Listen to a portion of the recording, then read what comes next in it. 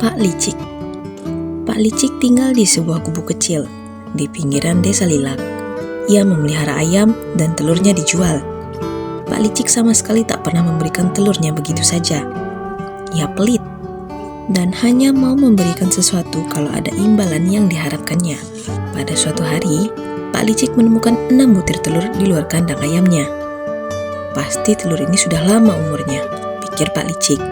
Sejak 7 minggu yang lalu, ayam Pak Licik tak pernah dikeluarkannya dari kandangnya.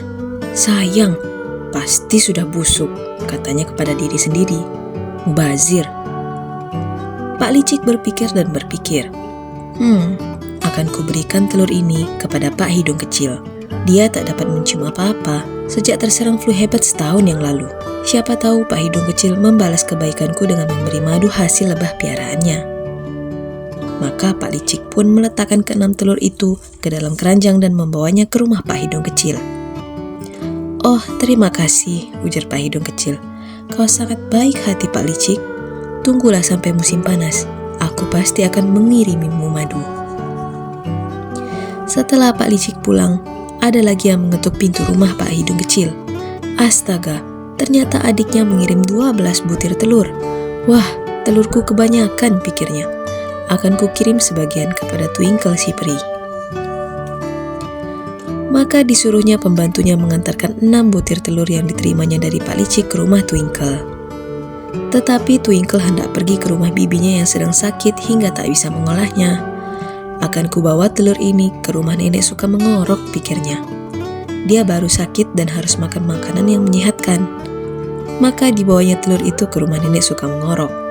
Karena beliau sedang tidur, Twinkle meninggalkannya di depan pintu. Dari luar terdengar oleh Twinkle nenek itu sedang mengorok. Nenek suka mengorok mengomel ketika melihat telur di luar pintu rumahnya. Harusnya Twinkle tahu bahwa dokter melarangku makan telur, katanya. Sayang, tapi aku tak bisa mengembalikannya kepada Twinkle, sebab ia sedang pergi. Akan kuberikan saja telur ini kepada ibu ketakutan. Ia pasti senang, sebab ia terlalu miskin dan jarang bisa membeli telur. Ibu ketakutan sangat gembira menerimanya. Oh, terima kasih banyak, katanya. Bagaimana kesehatanmu sekarang? Mudah-mudahan cepat pulih kembali. Sekali lagi, banyak-banyak terima kasih. Tetapi belum sempat ibu ketakutan menikmati telur pemberian nenek suka mengorok, pintu rumahnya diketuk orang lagi. Cepat-cepat ia membukakan pintu. Ternyata yang datang adalah Pak Licik. Wajahnya berkerut mengerikan. Kau pinjam 50 pence minggu yang lalu, ujarnya. Kau berjanji akan membayar 60 pence minggu ini. Mana uangnya?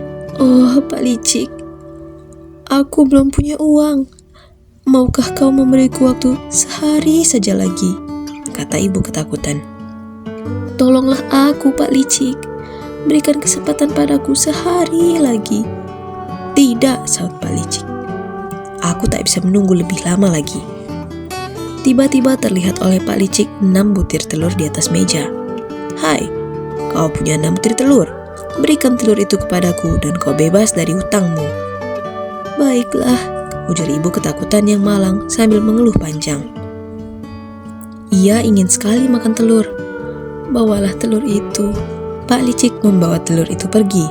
Ia tak tahu bahwa telur itu adalah telur yang diberikannya pada Pak Hidung Kecil tadi pagi.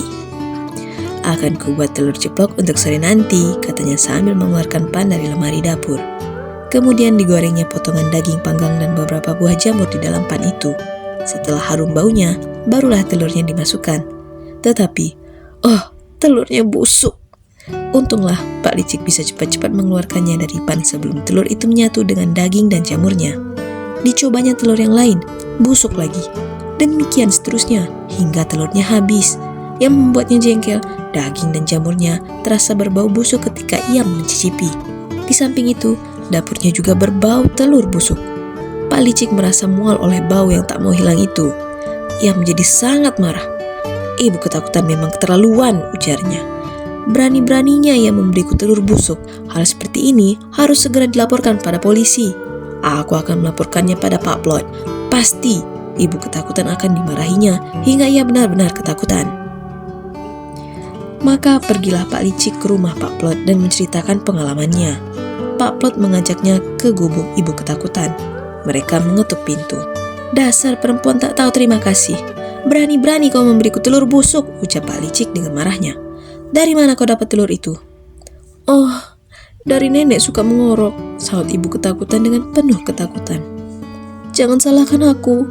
Aku sama sekali tak tahu bahwa telur itu busuk. Sungguh, aku tak tahu. Hah, nenek suka mengorok, ujar Pak Plot sambil menuliskan nama itu pada buku catatannya. Ayo, kita temui dia. Maka pergilah mereka ke rumah nenek suka mengorok. Telur yang kau berikan kepada ibu ketakutan busuk semua, bentak Pak Licik. Mengapa Anda memberikan telur busuk kepada orang lain? Aku tak tahu bahwa telur itu busuk, sahut nenek suka mengorok dengan marahnya. Jangan bicara begitu, Licik. Tahu aturan sedikit. Aku mendapat telur itu dari Twinkle. Katanya telur itu kiriman dari Pak Hidung Kecil. Kalau begitu kita temui Pak Hidung Kecil, kata Pak Plot.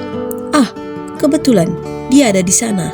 Hai Hidung Kecil, aku ingin menanyakan sesuatu.